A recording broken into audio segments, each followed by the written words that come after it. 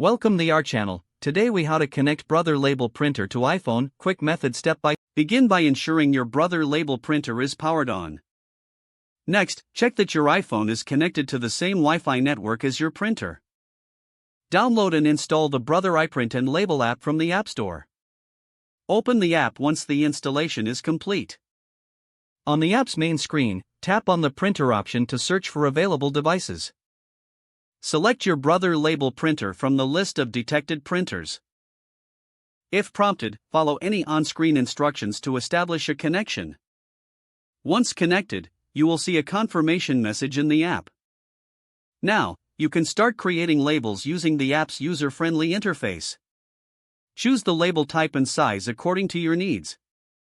Enter your desired text or images for the label. Preview your design to ensure everything looks how you want it.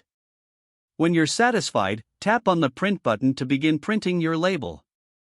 Wait for the printer to finish printing, and you will have your label ready to use. If the page does not load, refresh the browser or try again in a private or incognito window. Make sure you are using the correct email address, then retype it carefully to avoid small typos.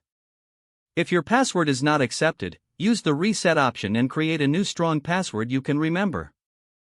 Check your spam folder for verification or security emails, then complete any requested. Enable two-factor authentication if available to improve account security and reduce unauthorized access risk.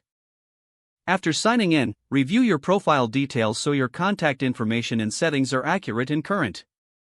If you see an error message, note it down and try again after restarting your device and internet connection. Log out when you finish, especially on shared devices, to keep your account and payment information secure. If the page does not load, refresh the browser or try again in a private or incognito window. Make sure you are using the correct email address, then retype it carefully to avoid small typos. If your password is not accepted, use the reset option and create a new strong password you can remember.